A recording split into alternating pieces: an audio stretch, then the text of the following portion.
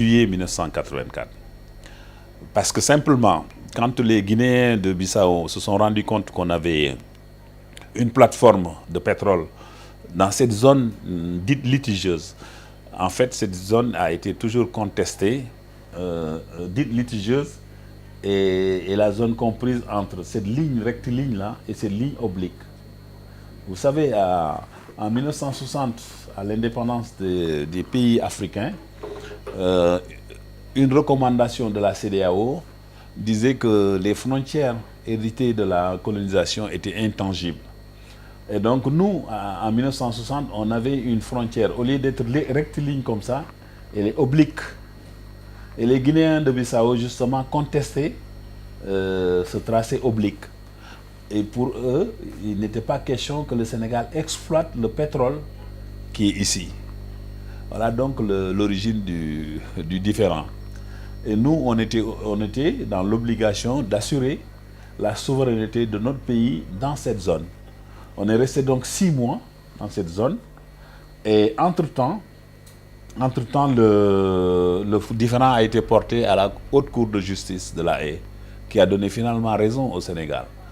Mais les deux pays, dans leur sagesse, ont conçu une commission mixte de gestion de cette zone-là. Alors, regardez un peu le tracé de notre opération. Dakar, Banjul et le Cap-Roxo. On a continué à marquer notre présence avec des relais sur zone de patrouille, avec les 6 navires qu'il y avait. Et alors, ce qui est extraordinaire et inexplicable, c'est que pendant ces 6 mois, le MFDC n'a jamais attaqué nos positions. Quand on était au large du Cap-Roxo et dans le fleuve Casamance. Donc c'est inexpliqué, on n'a pas su pourquoi. Mais en tout cas, ils ne nous ont pas attaqués. Mais alors, ce qu'il faut retirer de cette expérience, c'est comment le feu l'amiral Gassama a pu monter cette opération de manière tout à fait autonome, avec des moyens très limités. En créant donc la base flottante temporaire au large de Carabane, le point d'approvisionnement à Diogué, et en fait susciter un engagement et une détermination des troupes. C'est ça qui est extraordinaire. Voilà donc un peu décrite très rapidement l'opération Nedril. Et ce qu'il faut noter, c'est que cette opération Nedril a jeté les prémices de l'opération Gabou. Parce que en réalité, Gabou a été une opération très importante pour notre pays. Et cette opération, en fait, a tiré les leçons apprises lors de cette opération Nedril. Voilà donc résumé très rapidement cette opération Nedril qui est importante pour la marine, qui est importante pour l'actualité présente, parce que nous avons des champs de pétrole importants au large de Kayar, au large de Sangomar, au large de Saint-Louis.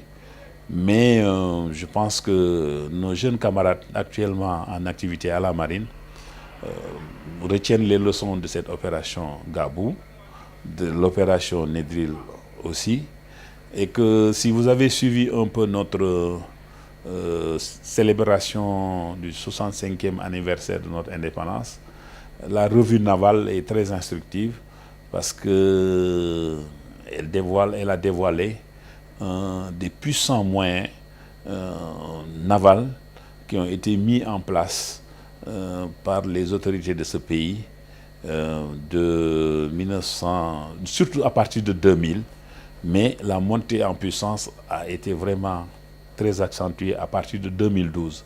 Il faut reconnaître que de 2012 à 2024, des moyens énormes ont été mis par les autorités de ce pays au profit de la marine. Tout ça pour dire que les officiers de marine, la marine actuelle est prête à défendre les plateformes de pétrole, et ils en ont les moyens parce que les officiers, les sous-officiers et les hommes de troupes de la marine sont bien engagés et sont bien prêts à défendre toutes les ressources offshore de notre pays.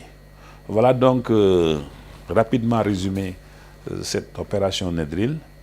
Je ne vous ai pas parlé aussi de toute ma carrière, mais j'ai écrit un livre sur les forces armées intitulé Les forces armées de 1960 à 2022.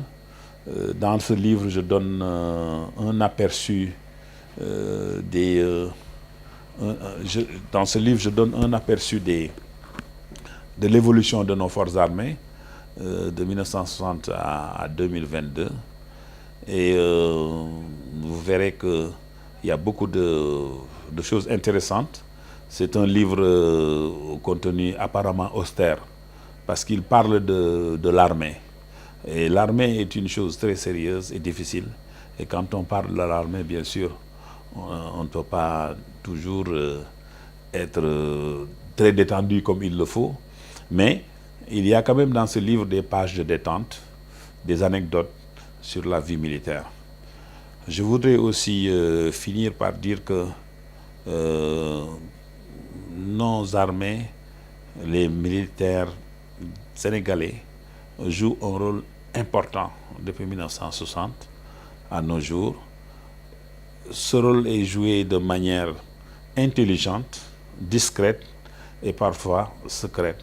Je souhaite que ces militaires, nos jeunes camarades, continuent à le faire. Et s'ils le font, ce sera au bonheur et au profit des forces armées. Je voudrais féliciter donc tout le haut commandement actuel, à commencer par le SEMGA, le général de corps d'armée Mbaye Cissé, chef d'état-major général des armées, qui est en train de faire un travail extraordinaire. Et il vient de finir une étude sur la retraite complémentaire des militaires. Et cette retraite complémentaire viendra, excusez-moi de la répétition, compléter la chaîne de solidarité des militaires avec la Comico, la Mutuelle des armées, la Fondation des invalides et des mutilés de guerre, les fonds OPEX, la direction du service de l'action sociale. Je remercierai aussi et féliciterai le général Martin Faye de la gendarmerie. Ensuite, j'adresserai des félicitations particulières au général Biram Diop, ministre des Forces armées, qui est responsable des armées et de la gendarmerie. Et enfin, j'adresse mes félicitations au général Jean-Baptiste Tine, ministre de l'Intérieur, qui a la tutelle des sapeurs-pompiers qui ont gagné le trophée au défilé du 4 avril. Voilà donc assez ramassé mon intervention que je voudrais porter à votre connaissance. Je remercie particulièrement l'équipe de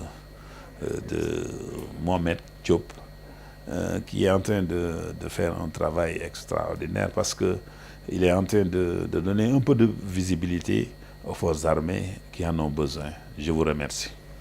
Vous m'aviez dit que vous aviez un avis par rapport au recrutement, comment dirais-je, obligatoire, que vous voulez obligatoire, mais de façon progressive dans les armées. Oui, merci Jo de poser cette question, parce qu'effectivement, quelques camarades et moi, nous sommes à peu près quelques dizaines, nous réfléchissons depuis un certain temps sur le sort de la jeunesse au Sénégal. Ces jeunes sont nos enfants, nos neveux, nos nièces. D'après les chiffres de l'Agence nationale de la démographie et de la statistique, 200 000 jeunes ont 18 ans tous les ans et ils entrent dans le marché du travail. Si nous prenons la référence de l'année 2000,